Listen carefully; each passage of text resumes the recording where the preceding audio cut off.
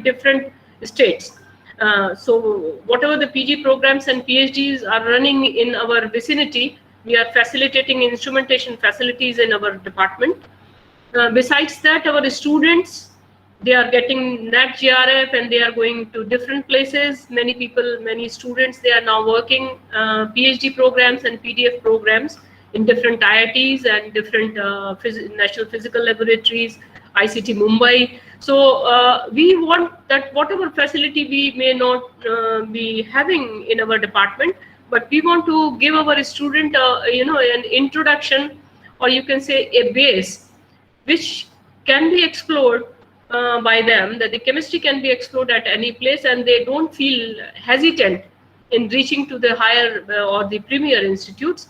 This is my aim, and I think all the faculty members, they are working hard with many international collaborations and funding from different projects. We have like from DST, ministries, and from international acclaimed places.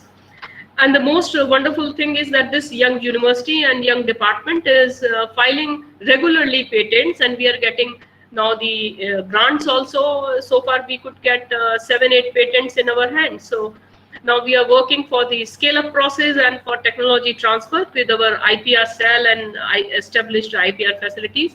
So I think this department, whosoever the faculty members are there, with the association of our, professors like Professor Gerdas, and with the inspiration of our international professors and alumni of the Rajasthan University and IITs and all, we are working for the development of this region, because we are providing the education with the minimum, you can say the higher education with a minimum package. So the fee structure is also very small.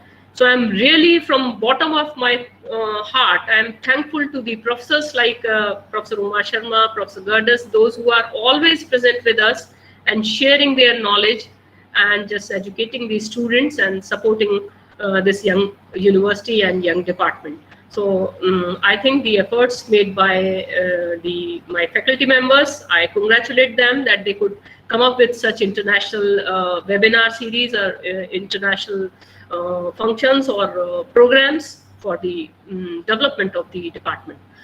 So I think I should not take much time. I hand over mic with many best wishes to Shweta Vyas.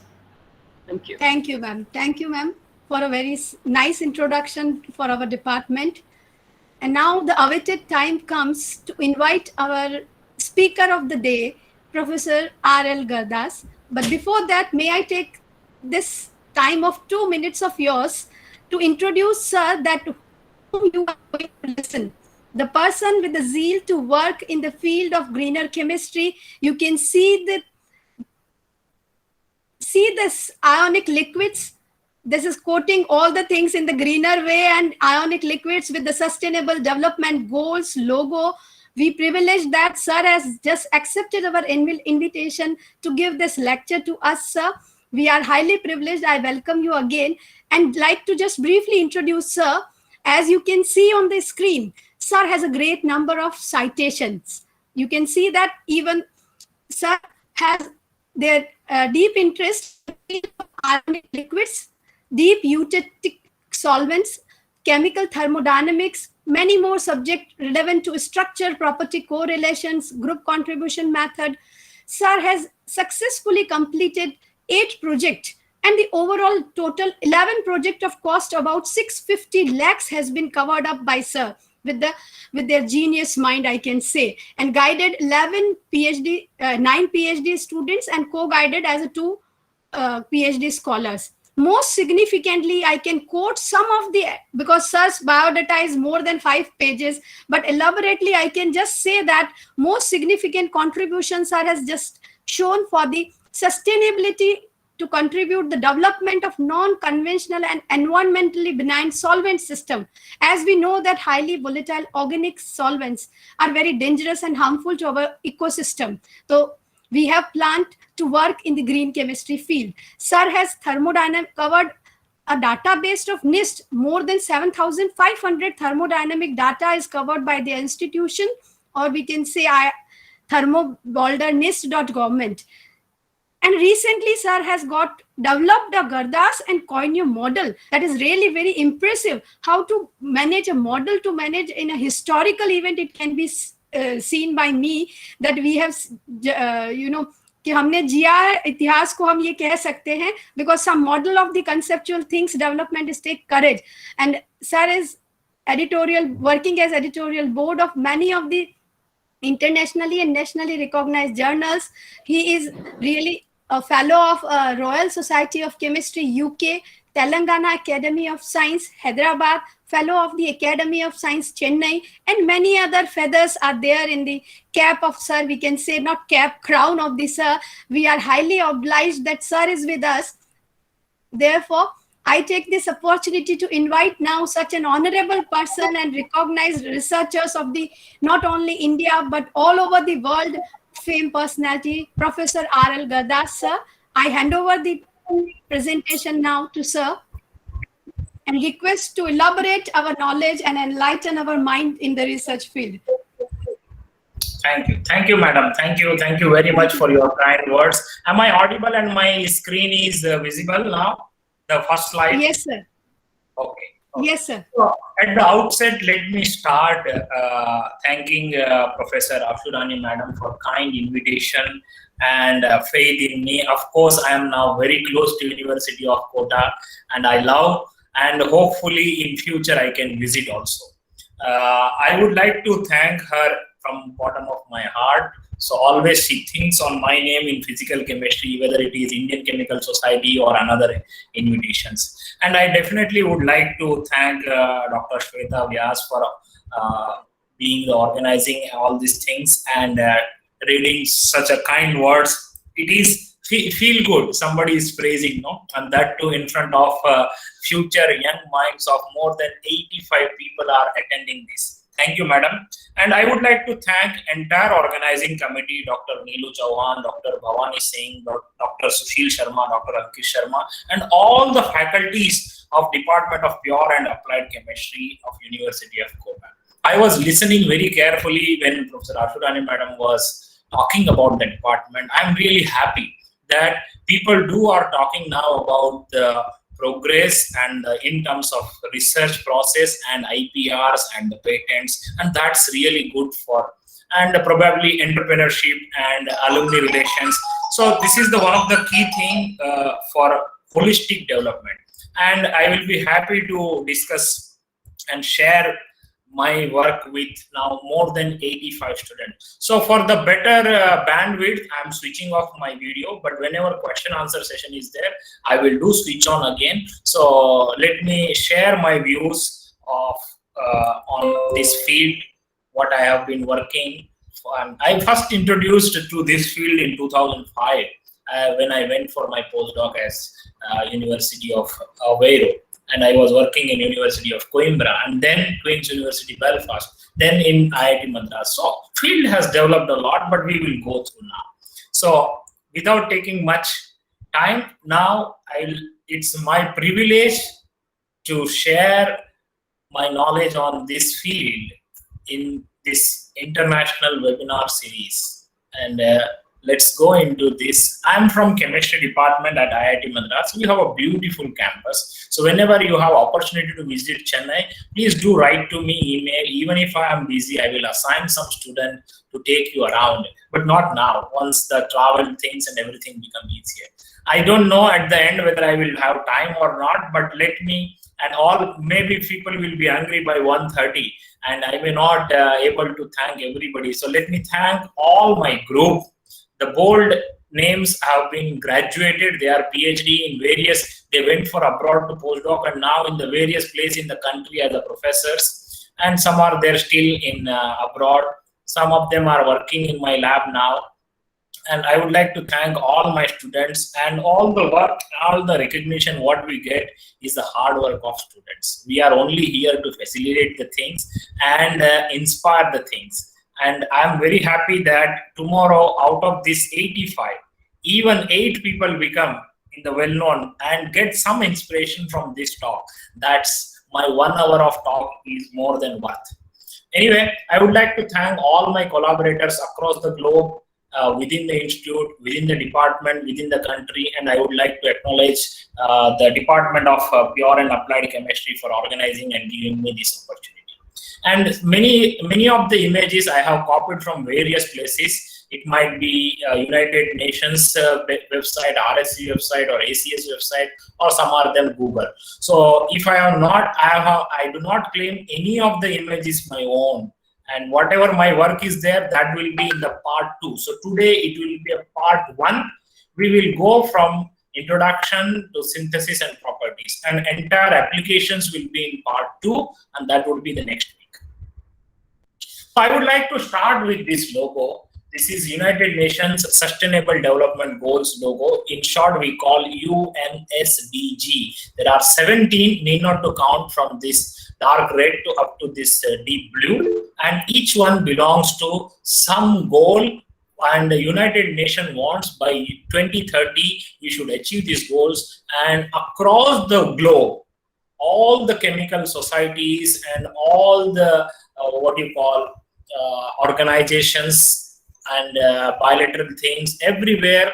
Now this is very, very crucial. Even if you want to write international papers or international bilateral project or international funding, you need to address clearly which sustainable development goal you are focusing. Today we are definitely going to touch 2-3 out of this. And if somebody asks me what is sustainable development goal, I'm sure I could have recalled you that my talk I am teaching for the PG students, and that's what I believe. Out of 85, most of them are PG students.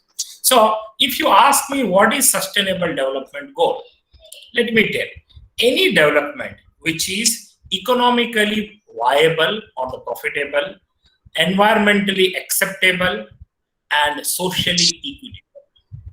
This is called sustainable development. Of course, we need industrial growth. We need industrial growth sustainably. Well, if you protect nature, nature will protect you. This is like a Newton's third law. You don't care for nature, nature will not care for you. So we need to take the industrialization and the easy life without disturbing the nature. And that's where sustainability comes into the picture. Well, if you see, the global chemical industry sales exceed $5 trillion. $5 trillion just 3 years ago. And this is exponentially growing and expected to be double by in 9 to 10 more years. That is amazing. This many chemicals, if it is pouring in the world with or without use, or the raw or the mixed form, what will happen? So the sustainable development agenda of the United Nations is very, very, very, very crucial for the benefit of all. And definitely chemistry has to play a key role. If you ask a 8th standard kid or let's say 12th standard boy, what is chemistry? Well, I would say chemistry is a study of substances in terms of understanding composition, like what material is made up of, or understanding the structure of the substances, or what elements are present or together in what composition, or what are the properties, whether it is physical, chemical, biological, or other properties, including the reactions. So can we break the bonds and make the bonds to make from one structure and one composition with one kind of property to the new kind of composition, new kind of structure, and new kind of properties. This is all about substances changing, understanding their composition, structure, properties, and the reactions. Well, in this many chemicals are poured in the nature, what is the role of chemistry? Definitely chemistry has a crucial role. For example, how we can use or consume less and less chemicals, or how we can make less and less waste, or how we may convert entirely raw materials into the product of our desire without making any byproducts with environmentally acceptable conditions, preferably at room temperature, at atmospheric pressure. This is the dream reaction. If somebody asks me, what is your dream reaction? I want 100% conversion of reactant to product at room temperature, at atmospheric pressure, without any co-solvent or without any additional organic solvent. Well, this is not going to happen, but that's where we have to play our role. And chemistry is the central of all the science. I feel very honored that I pursued chemistry. The chemistry is the only subject which understands the biology, mathematics, physics, and everything.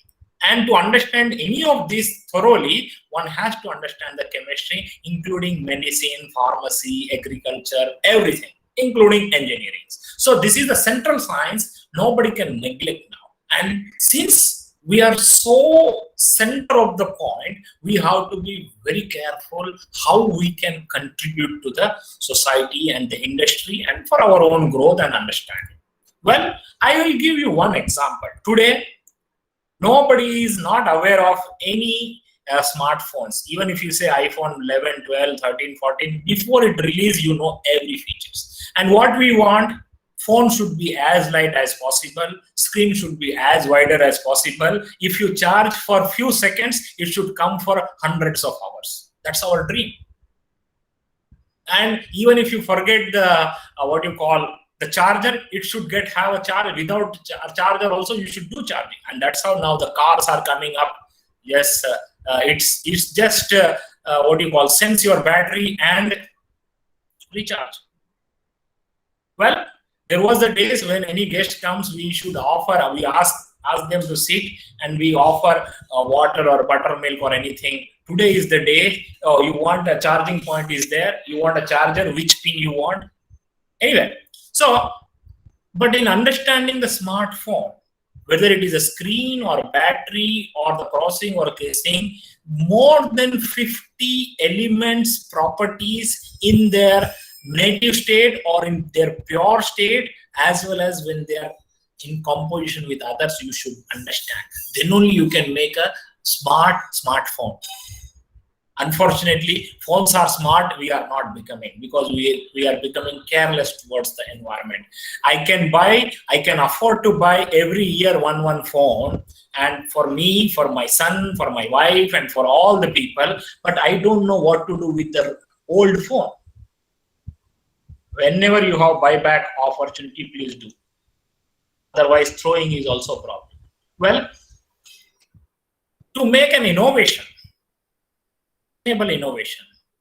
academia, industry, and the government should come together. Academia should not merely work for getting degrees or publishing papers, promotions, awards, and rewards. Nothing wrong. Getting degrees is important, getting promotion, award, rewards is important, but the work what we are doing, it should be dual advantage, what we call Soneti Suhaga. It should be also useful for the industry sector. For that, they should close association with industry. What are their problems? And we try to solve this. And government should understand the limitation of the industry as well as limitation of the academia, so it can breach. One such thing is CSR, corporate social responsibility. They imposed on the industry. So this more and more revenue should come to bring together, and that's the future. The future is multidisciplinary. You are expert in single field, you are good, but there is a limit of your growth. But when you take together unlike-minded people, we need to run a business or to make a product, we need a scientist, we need an engineer, we need a policymaker, we need a entrepreneur, and we need arts and humanity and the social science people to motivate us and to keep us on the right track and not to carry away with the emotions or internal fights. So we need all kind of people. And definitely we need to understand policies and everything. If you see the sustainability where it is going on, to achieve this, just by learning sustainability and reading is not enough. Of course, that is the starting point. But we have to take it to the next level. The green chemistry should be priority in terms of safety, improving energy efficiency, and minimizing toxic waste. So it has to go into the reality. It's not only just in the textbook or just in the discussion or the forum, but this is a starting point. And definitely chemistry has a broad reach into the technology, into the economy, into the human health, and already many ways chemistry is helping in the sustainability. This has to go forward. But if you see regulation wise also, environmental footprint wise also, now the environmental regulations put a lot of impose on the big chemical industry, even like Dow, BASF, DuPont, and Procter & Gamble. These are few of the very great chemical product manufacturers. They do have a separate wing who think on these green chemistry ideas or who think of sustainability, and they have to submit this report. But this not only to the mere report, we want in reality it should happen. And this you can check in many companies' websites. They have to submit separate annual sustainability reports also. And that's a good move. But there was the day, if you see very carefully, long ago, we were only worried about chemical supply chain, raw materials to the chemical manufacturing. That's it. Then later on we came, no, we should worry about the product supply chain also. How it is going, whether it is any wastage is happening while the product is going up to the market or the supermarket or the small retail shop up to the consumer. So the product supply chain came into picture. Then we said, no, we should worry after mobile use, what is happening to its life. So it is not only up to the consumer use, but how the waste is handling, it is gone up to the product life cycle. And then we say how this is helping in the globally to everybody to run the show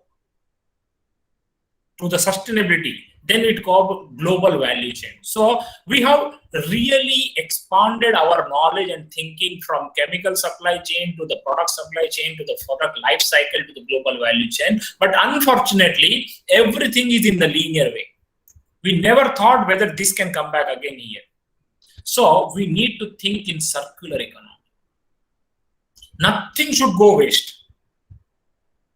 Can we make the best out of the waste? Or can we make value-added compounds or the commodity out of the waste? And that's where the circular economy came into the picture. Of course, it is not quite easy because energy is involved each step. That means money is involved in each step. That means the recycled product value will go high. But we have to take a call how to reduce that and how to increase the value-added products. Well, if you see the petrochemical-based solvent markets, there are more than 33,400 crores kilogram of the solvent per year it is using, and the growth rate is around 4%. If you see by volume, it is around 37,500 kilotons of the liters. That's huge. Kilotons is so large number. And this is mainly because of three sectors demand. One, automotive, two, construction, and the third, energy. These are the three key sectors in the last decade significantly improved, and the demand for the petrochemical based solvents like ethylene, propylene, methanol, xylenes, benzene, toluene tremendously increased across the globe, whether it is South America, Europe, or North America, or Asia Pacific region. Everywhere this has been gone high, and these are not good for the environment. And stringent environmental regulations forced these industries to look for alternative. When you want to close to the nature and you don't want to harm or you want to be friendly with them, the answer lies there. What is that answer? You go a solvent which are close to the nature or derived from the nature or the bio. Well, so bioalcohols, biodiols, bioderivatives, these are the came into the picture, and recently cellulose derivatives from liver-cellulose non-conversion to serine. This is one of the greenest solvent people say now, which can be alternative for many aprotic or dipolar solvents like NMP and DMF. The only worry is cost. Of course, we can think of reducing cost when we go in bulk. Well, there are so many questions. Where you will get a cellulose? Are you going to cut tree? No need. You have to look for the cellulose waste. Anyway, but people went close and close to the nature, and we are going to talk about the two class of the new solvents called ionic liquids and deep eutectic solvent. Of course, deep eutectic solvent I'm not going to talk much, or I'm not going to talk at all, but ionic liquid definitely I'm going to talk. So this can be one of the solution. Well, this is all about, अभी तक तो trailer ही चला, अभी picture शुरू नहीं हुआ है. So this was all about why we need to study this and why we need to look for alternative and what is ionic liquid, what we offer, and what I understood about this topic in last 1.5 decade or so, and how I can motivate you. That is all about it. And we hope, and let me see now, we still have around half an hour, and then we'll go. Let me start with what is green chemistry. Well, let me read it straight away. The design, the development, and the implementation of chemical product and processes that either reduce or completely eliminate both use as well as generation of hazardous substance. So, the hazardous substance should be neither used in the beginning, nor it should be generated through the reaction, nor at the end of the reaction, while these reactions are either for products development or for the process development, either in the small scale in the laboratory or in the large scale in the industry. This is a very simple definition of green chemistry. That's it. Hazardous substance should not be there anywhere, neither in the beginning, nor in the middle, nor at the end. That's it. Simple. And there are 12 green chemistry principles. Similarly, I'm going to focus today on what you call the benign solvent systems and auxiliaries. Fifth one. That is fifth one. Of course, we are going to touch few more like prevention, less hazardous chemicals, or design of safer chemicals, or then we say use of renewable feedstock. Similarly, there are 12 principles of green engineering.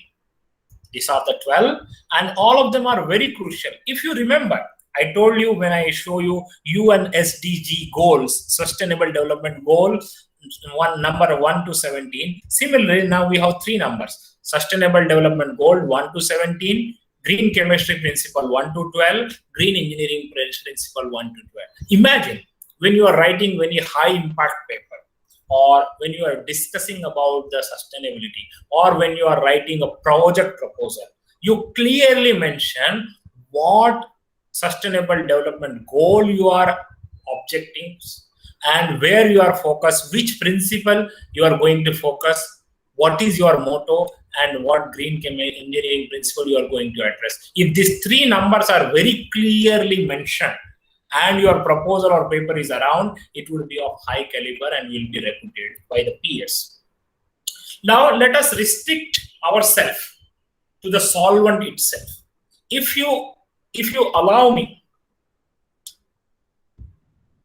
among all science, whether it is process or product or reactions or making product, all scientific reactions, not only chemical, or broadly say chemistry reaction, if I can divide based on the physical state, allow me to divide into 3 states. 1, solid state reactions or the solid state process, liquid state or the bulk state reactions, and the gas phase reactions. So based on the phase, if we can divide 3, I have no doubt whether it is in academia or in industry, solution phase reactions are more preferable for many reasons.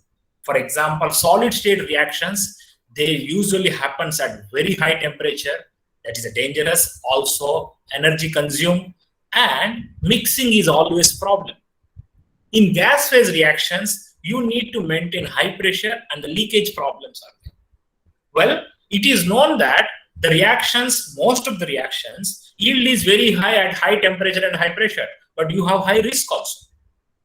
So, solution phase is always preferable because of easiness in stirring, heat dissipation, mixing, pumping, transporting compared to other states. Well, when solution state reactions are dominant, or if you agree with me, then the solvents become the question. Solvents, which are the chemicals, dissolve the solutes, which facilitates many reactions, and this is the problem with the solvents. And the biggest problem with the solvents are their properties, okay? And that too, volatility is the highest challenge. Well, solvents are the key priority when green chemistry is coming into the picture, because they used in very, very high volumes, and most of them are high volatility and less solubility in water. So how to maintain or how to handle their wastage? And all these large volatile organic compounds or the solvents are the major contributor to what you call air pollution, ozone depletion, global warming, climate change, human health related, so on. So what could be the best strategy? Well, you can avoid the dangerous or the most volatile, go for greener and greener solvents, or minimize their use, or use less toxic one, or you think of renewable solvent, not from the petrochemical based solvents, where which one are harmful and will over or consumed in one day, and we will have no solvent. Entire industry will stop. I don't know whether you can imagine our world without petrol and diesel. What will happen the day when we don't have petrol and diesel to run? Similarly, we should leave that for other industries. We can think of getting a solvents with low vapor pressure and high boiling points, or better solubility, or the recyclability. Well, if you ask what is ideal replacement, the list is very high. Okay. It should have low volatility, it should have high chemical and physical stability, it should have high potential for recycling, it should not lead for other complication, it should be low cost, high yield, so many things. Imagine one boy, or parents are looking for a match for a boy. He became now, let's say, uska MSc खत्म हो गया है, PhD तो करेंगे नहीं करेंगे, लेकिन job मिल गया है, शादी करो. So his parents are asking, which kind of girl you want? He tells, height should be same to me, little bit low is okay. She should look like Madhuri Dixit or whomever the new heroines are. I'm not have much idea. Okay, so it should look like a heroine. Height should be this. She should be well educated, but not more than me. Well height, not more than me. Good weight, not much. And you put so many. Then she should be very good with me. She should be socializing. She should take care of my parents. She should do this, that. You put so many conditions. That kind of girls will not exist. So similarly here, when you go for ideal replacement of all these properties, it is very, very difficult. So we have to focus one by one. Especially the low volatility is the key when you look for other things. Well, why we should worry about the solvent? Because solvent is a key in promoting the organic reactions, or the reaction to make the products, or dissolving the reaction, whether you want to control pH or pK or redox potential or the bonding, or you want to remove the impurities or the byproduct, or you want to partition or separate, or you want to crystallize. In anything or in most of the thing, solvent selection is crucial. And when you say the solvent should be greener or benign or environmental friendly, you do have certain challenges while searching for that. The challenges are, you need a larger pool of protein and aprotein nature. You need to have a low polarity, high polarity. You need to have a low basicity and bi-basicity, and you need to have a combination of all, and that is the challenge. If you are looking for a mobile cover, you may say, I want a blue. When a boy says blue, it's a blue. But when girl says pink, it has several hundreds of the pink. No, I want brownish pink or reddish pink or pinkish pink or orange pink. So when our choices are more and more, and combining all, it's greater and greater challenge. If you see the solvent selection tool by ACS Green Chemistry Institute, they have done tremendous things, and the most thumb rule comes to our mind when we say solvent. It is the polarity, functional group, and the boiling point, or whatever, say melting point to boiling point temperature window. Usually, any chemist will look for these three in the beginning. What kind of functional groups are there? What kind of polarity there? Because we know like, dissolve, like. And what is the temperature window? Because this is where our reaction is going to happen. It should not happen that all of a sudden this entire solvent will become volatile or entire solvent become gas phase. Well, is these three things are enough? Maybe not. Apart from these three, we can go for chemical functionality of two or more functional group present at a time. So which functional group will dominate and what kind of interaction might be there, and how these physical properties are altering, and how chemical properties can be altered or can be controlled other than health and safety, performance, regulatory classifications, legal controls, environmental aspects, and the availability and the transport when you need a large amount, whether from the manufacturer to the consumer. How much distance is there? Is it safe to travel? What is the best travel? All these things one has to keep in mind. Well, if you see the Kamlet-Taffe plot of basicity versus polarity of various well-known non-polar, polar aprotic and polar protic solvent, spectrum is more or less filled. And this is where commonly used in the industry. But if you see among them, which are environmentally benign, very, very less. This region, like low polarity, high basicity of aprotic solvent, there is not even one well-known environmentally benign solvent. And how to replace these things then?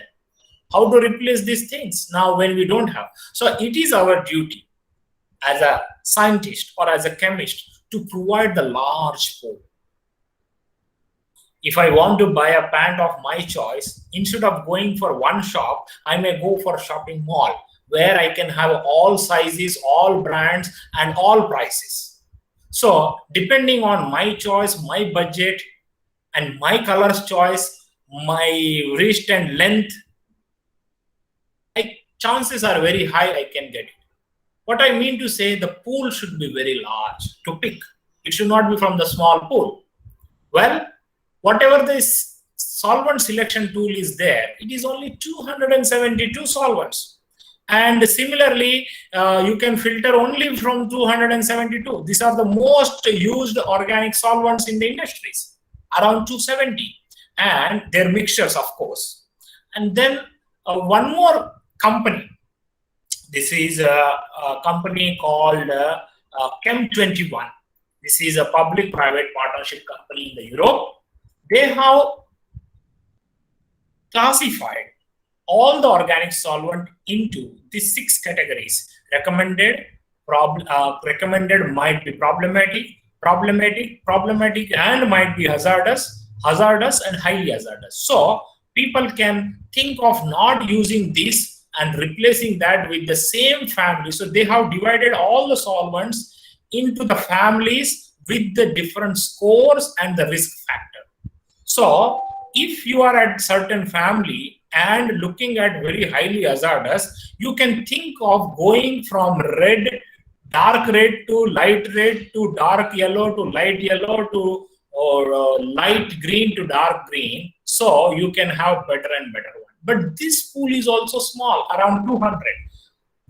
Is it enough? That 200 and 250, and you can use their website. They have given very, very interactive way. So you can use in terms of boiling point or in terms of some property, in terms of score, everything. But when we are talking about this large consumption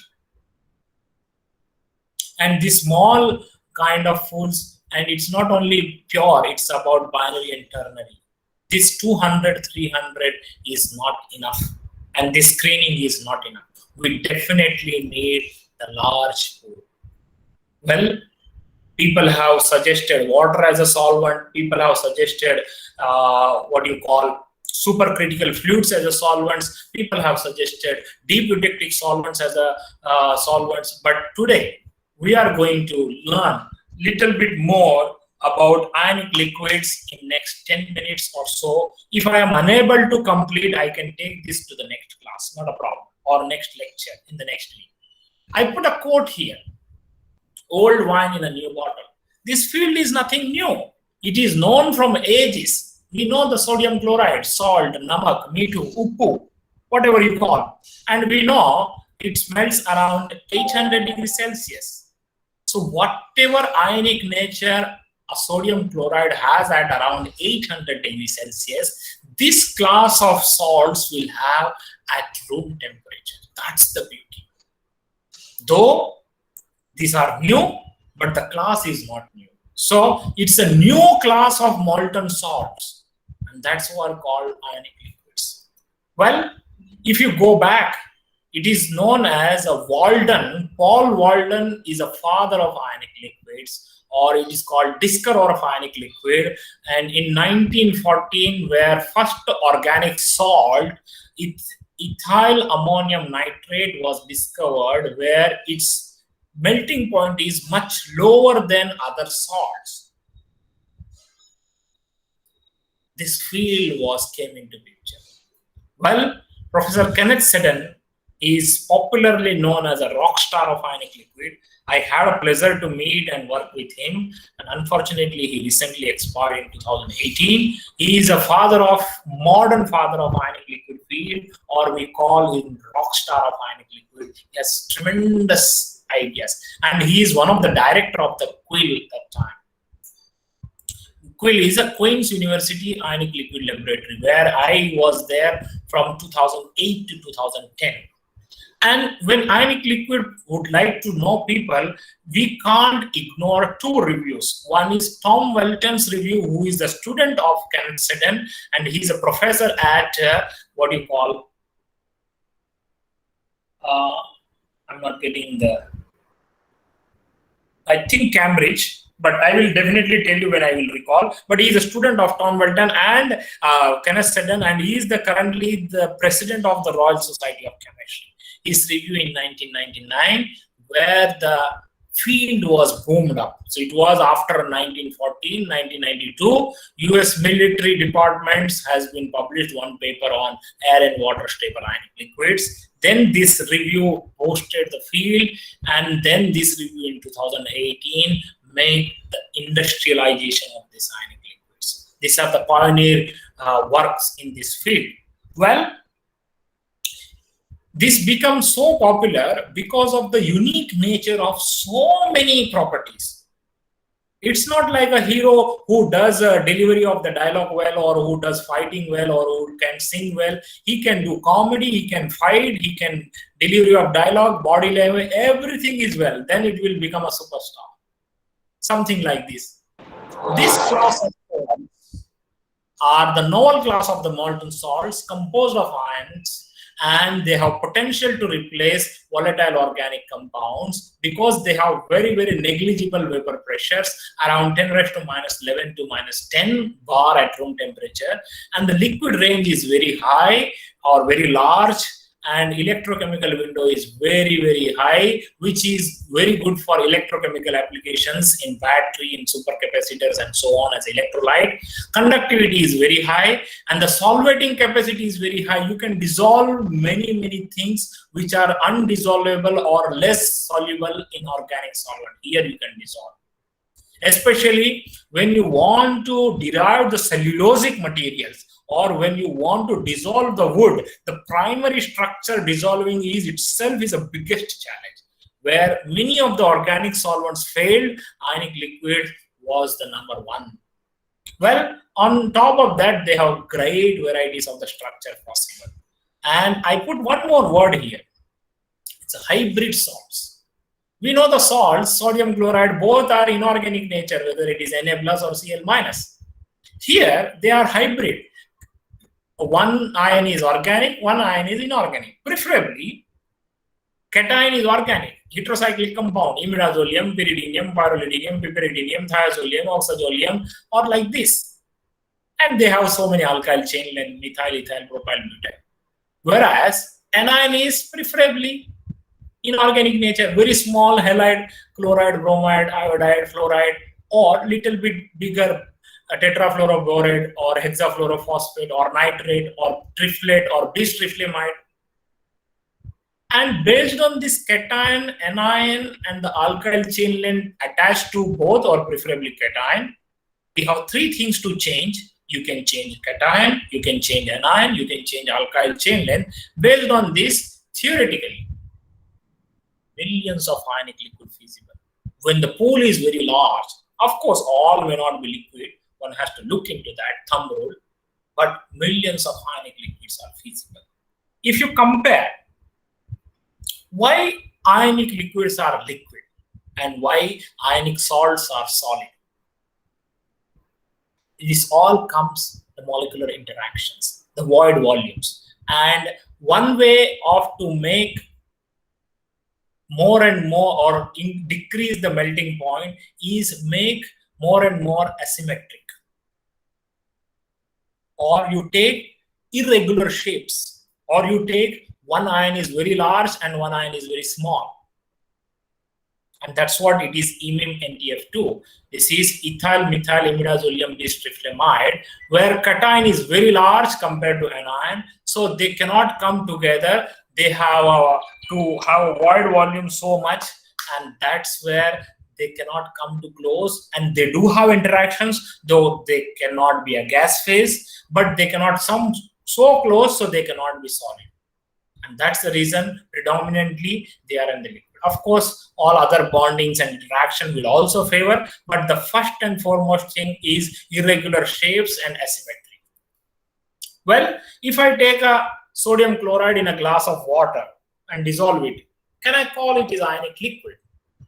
Of course not.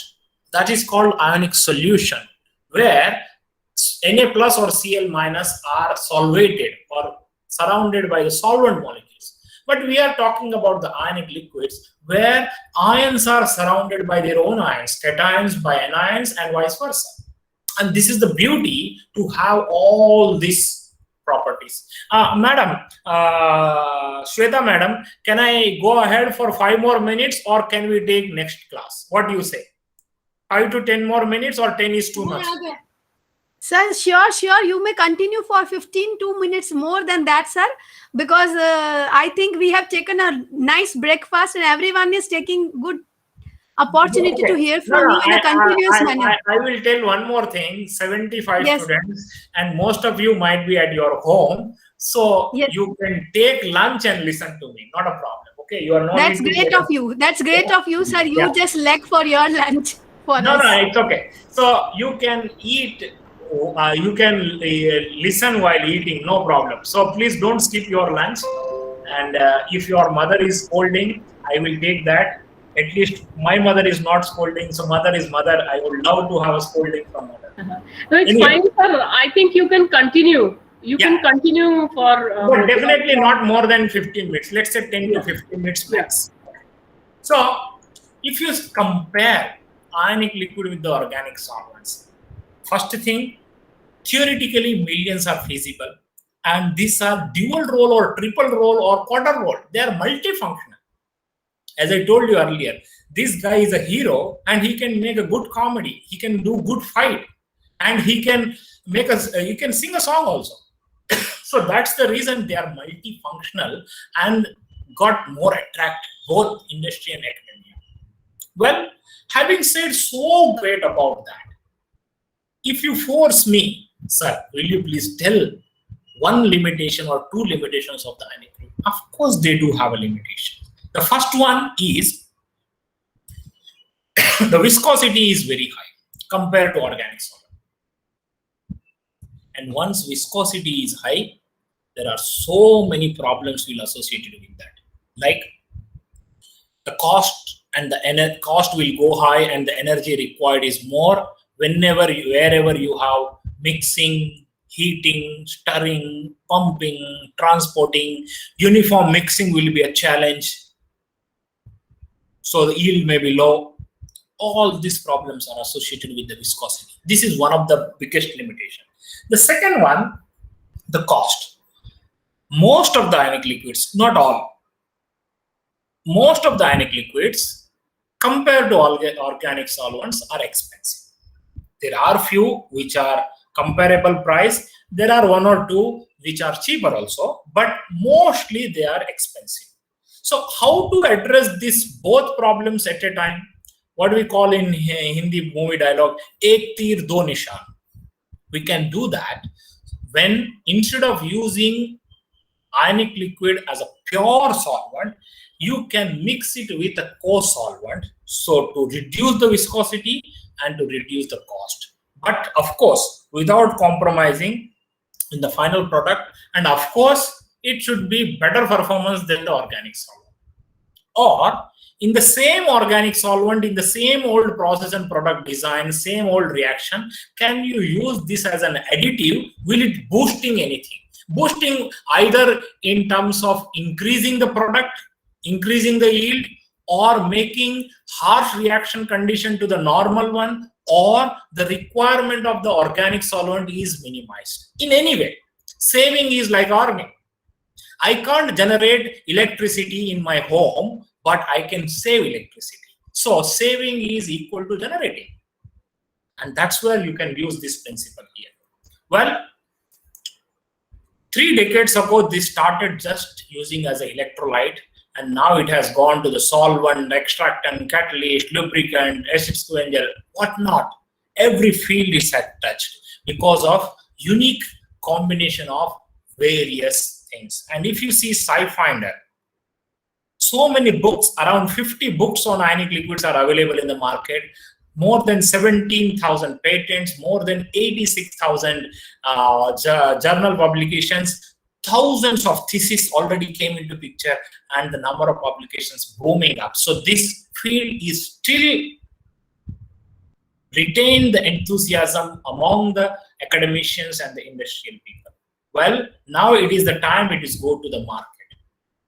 People say any innovation, they unnecessarily boom up so high, then they criticize, then this go through the criticism phase and they develop and it is booming. So it has already passed this valley and now going up. So that's where it is coming, I will show you. And the number of publications are increasing. I feel honored to be associated with Professor Coutinho at Portugal and Chris Hardaker at UK as my postdoctoral research. And I was telling Tom Welton, he's from Imperial College London. Sorry, I told Cambridge. He's from Imperial College London, and you see his paper, 11,700 citations for one single review. That shows the popularity of this field.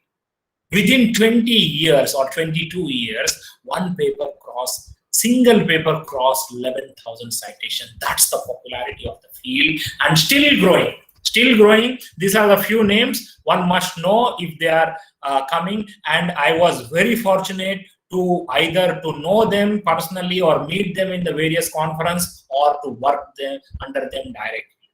Other than Coutinho and Hardaker, I can tell you a few more names. Robin Rogers from, I already told about Kenneth Seddon, who is no more. And then Robin Rogers from Alabama is a very well-known guy. And you can see we are on the same dais in the Institute of Chemical Tech, ICT Mumbai, organized one conference on ionic liquid in 2016. So this is me. And you see one more great person in this one, Douglas McFarlane, and he's at Australia, and he's also very well known. So these are the few people who took the field to the next heights. Kenneth Seddon, Robin Rogers, Douglas McFarlane, Chris Hardaker, Juan Coutinho, and few more are there, definitely. And I'm happy to see myself 5 years ago how lean, but today not that much. Anyway, this is a part of the game. Well, if you see, India is doing much better compared to the other countries. And within India, there are more than 150 affiliations which are working on ionic, whether it is organic or inorganic or physical or analytical or environmental or any other field, or even bio or pharmaceutical. Of course, these are the few places where ionic liquid research is very, very famous. University of Delhi, Bhabha Atomic Research Center, Mumbai, NCL Pune, IIT Delhi, IIT Madras, IICT Hyderabad, ICT Mumbai, IIT Kharagpur, CSMCRI Bhavnagar, Banaras Hindu University, Varanasi, ISCS Kolkata, IIT Guwahati, Guru Nanak Dev University, Amritsar, IG Car, Kalpakam, IISc Bangalore, and few more. Shivaji University, Kolhapur, and so many are there. So this is a good sign that many people have been attracted to this field, because this is not only restricted to chemistry, it is the part of other fields like chemical engineering, material science, physics, engineering, and so on. And it is not only in the academic curiosity, but it has gone to the industrializations, and many, this is Iolytech, German-based company. The applications of ionic liquid has gone from laboratory scale to the R&D scale to the pilot scale to the commercial scale. One more such example is from BASF, and few more examples, but I would definitely like to mention about Mark Shiflett. By the way, there is a dedicated journal launched by elsewhere. It is going to, already it is online, but the papers have been not come up. It's a very new journal, Journal of Ionic Liquids, and the Mark Shiflett is the editor. Unfortunately, I couldn't join the board because ACS policy is that I cannot be associated in the two places. He was nicely invited me, but unfortunately, with politely, I have to say no. Anyway, you see how many pilot pals and the chemistry commercial plants are already, this is up to last year. In his book he wrote, there are so many companies are still developing, but their patents are not granted and they want to confidential, so I couldn't publish. But in the next decade, this number will be many-fold, or at least threefold. That's the beauty. And that's a good thing. This field has crossed from electrolytes or the auxiliary or the additive, and now it has gone to the solvents and various applications across the globe, Europe, Asia, and many countries. I'm not sure, but I heard in Reliance also very big project is going on ionic liquid, but which is confidential yet, so we don't know the results. What we are focusing at IIT Madras, our main research is on studying their property and structure relations and designing ionic liquid with the targeted property. The first generation of ionic liquid was through physical properties to alter how to tune. The second generation of ionic liquid was along with physical can be tuned chemical properties, and third generation was along with physical and chemical properties can be tuned biological properties, and now we call it the fourth generation of ionic liquid. Along with altering or having desired physical, chemical, and biological properties, we can also address the toxicity or the sustainability or the recyclability or the reusability. So this is in the totality, we are now at the fourth generation of ionic liquids.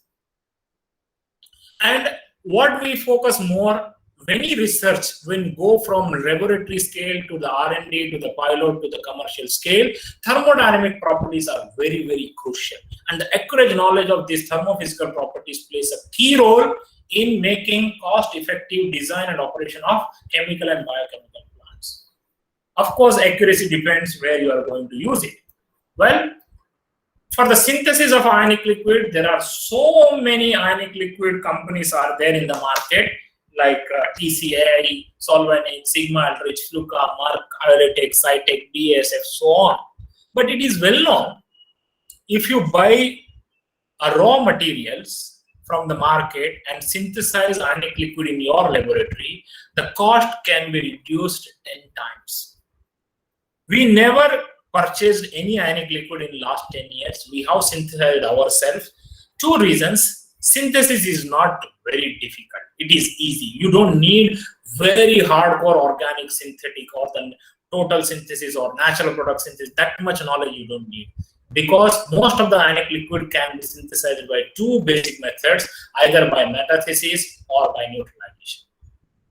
And we were successfully synthesized more than 100 new ionic liquids. So not only the cost, we don't want already available in the market ionic liquid. We want to propose the newer ionic liquid with the desired physical and chemical properties. Of course, we never targeted biological properties, but we were concerned about toxicity.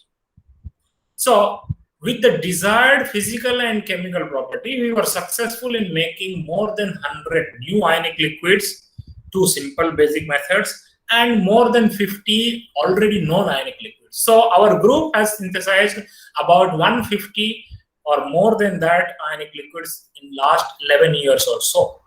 But our experience tells that synthesis is not difficult.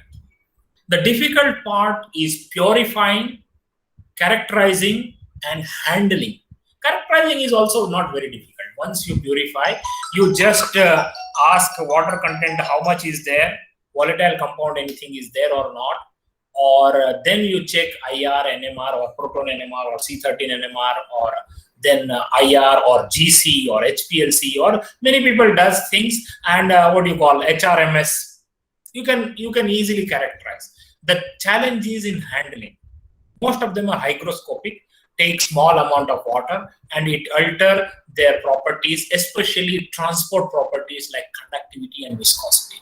So the thumb rule is, when the Lewis acidity of the cation source and the Lewis basicity of the anion source both are low, resulting salt will be type 4 salt, and it will be 100% liquid.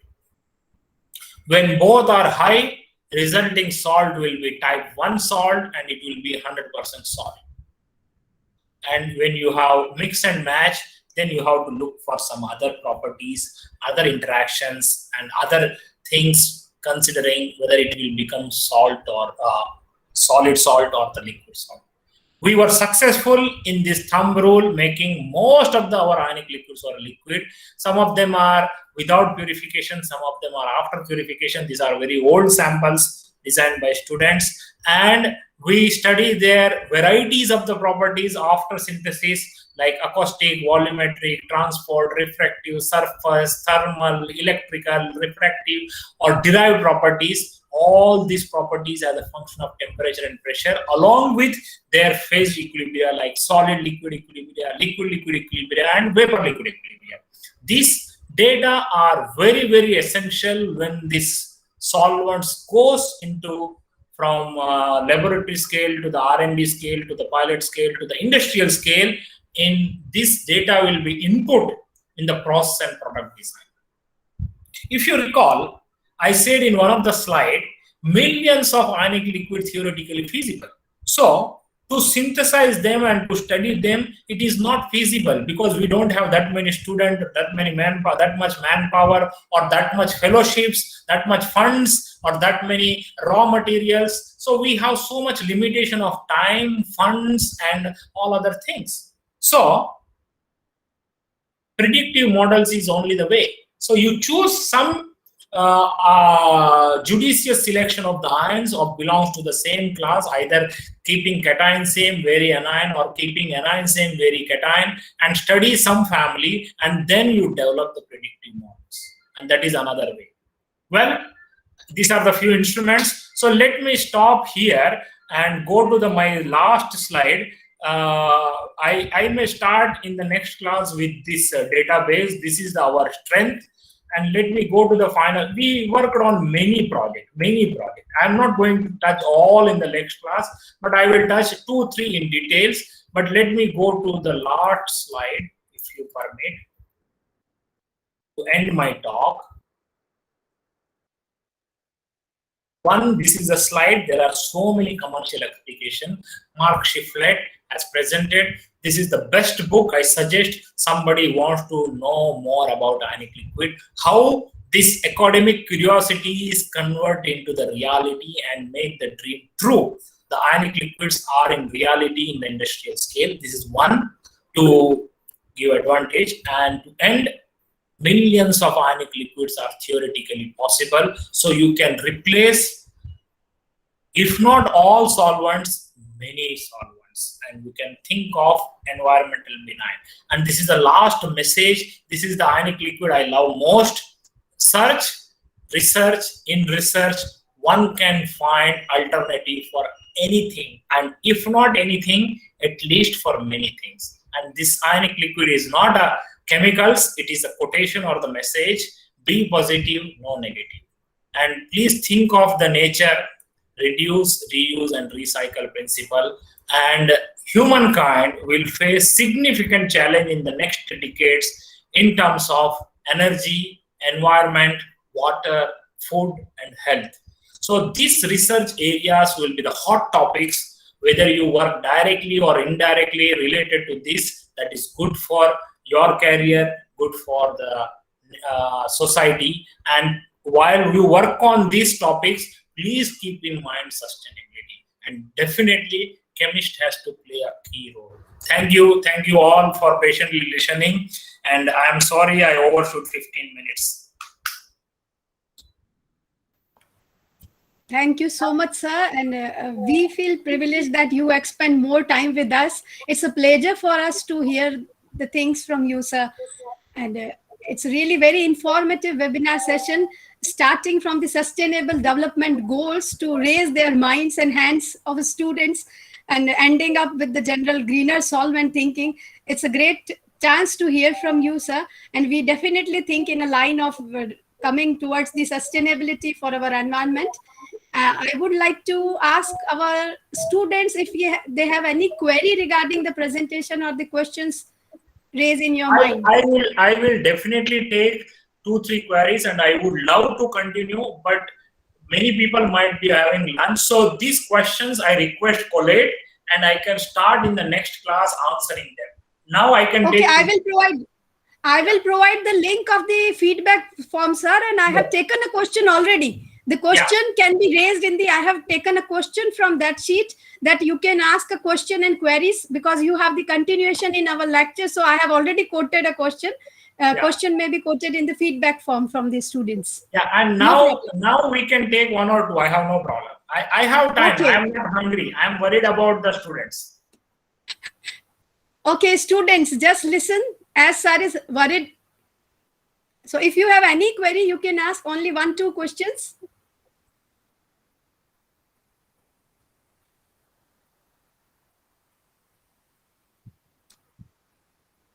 Okay, it will be better for them to write up, I think, sir. I have already provided a question in a feedback performer. I have shared. Thank you so much, sir, for being with us in a very illustration lecture about ionic liquids. And now I would take this opportunity to invite Ms. Hani Dhuna to propose a vote of thanks in a formal manner. Hani, are you here with us? Yes, ma'am, I am here. So I hand over to you now. Yes, ma'am. Good afternoon. I want to give a special thanks to our Honorable Professor Nilima Singh, Patron and Vice Chancellor, and our wonderful guide, Professor Ashu Rani, Chairperson and Head, for this international webinar series on advanced chemical techniques. Now, thanks to Professor R.L. Gurdas to provide a descriptive and in-depth knowledge to us and gave a huge basic idea about ionic liquid. And I'm also working on it and waiting for their next lecture curiously, because my work area is also on the same ionic liquids. And I want to do a deep work on ionic liquids. And now, thanks to a distinguished guest, professor, associate professor, assistant professor from all over the nation who spent their valuable time on this virtual platform. The most awaited thanks goes to the students of the PG level, shown their keen interest to start a successful journey towards their research career. And in our organizing committee, convener, Dr. Shweta Vyas ma'am, to coordinating with all the speakers and organizer in a smooth manner. And all the committee members, Dr. Bhavani Singh, Dr. Neelu Chauhan, Dr. Ankesh Sharma, Dr. Sushil Sharma. And in last, I want to give a special thanks to our Honorable Vice Chancellor, Patron Nilima Singh, and Professor Ashu Rani. Thanks. Professor, can I request you to, in your next lecture, on the supported ionic liquids also, like for wastewater treatment? I will go for some of the applications. Yeah. Some of the applications. If you allow me, I can just tell that was the slide where I skipped. We are working mostly on enhanced oil recovery, metal ion extraction, solar refrigerant system, and then aqueous biophysics systems. So Yeah. I will focus more on extraction and dissolution. Yeah, So yeah, which is yeah. Yeah. definitely not directly on wastewater treatment, Yeah, yeah, because it's that is fine. not my Yeah. area. But it would be okay. Actually, we have started now already. We have started work with the supported ionic liquids and that on activated fly ash, and we Yeah, have we tried only for lanthanide actinide separations from yeah. high level liquid waste in IGCAR. That was one of our collaborative project. Oh, But wonderful. that was not our strength. So I will definitely focus on that also. But let's see how much time, and I will definitely start with applications, and it will be for extraction and dissolution. Sure, sir. Thank you. We'll be waiting for your lecture. Yes. Thank you. Thank you. Thank you. Thank you, sir. Thank you for joining, sir. Thank you, sir. Okay, to the all participants, I want to request that those who have registered already will be sent a feedback link for today's session. And those who are joining without registration are requested, because the registration link is now open till evening. So you can get registered yourself, and I will share the feedback link. I'll check the feedback link, what happened, and then send it to all the participants via email. So those who have registered themselves will surely get the feedback link relevant to the today's session. And after successful completion of all the 5 lecture series which are coming towards 19th, after this 25th, 26th of June, and 2nd and 3rd of July, you all have to fill all the sessions feedback, and then you will get your e-certificate very soon on your email. So I request you all, those who have not get registered themselves can get especially registered for that webinar, and I will share the feedback link through the email ID also, only with the email ID of yourselves. So have a nice day, and join us again on 25th of June, in which Professor from Malaysia, Professor K.H. Bedri, will start a scallop of chemical industries. Okay, see you on the 25th of June. Thank you so much for joining us, all the research scholars, all the students of PG levels. Thanks a lot for joining, and be with us in continuation of this series to gain the knowledge.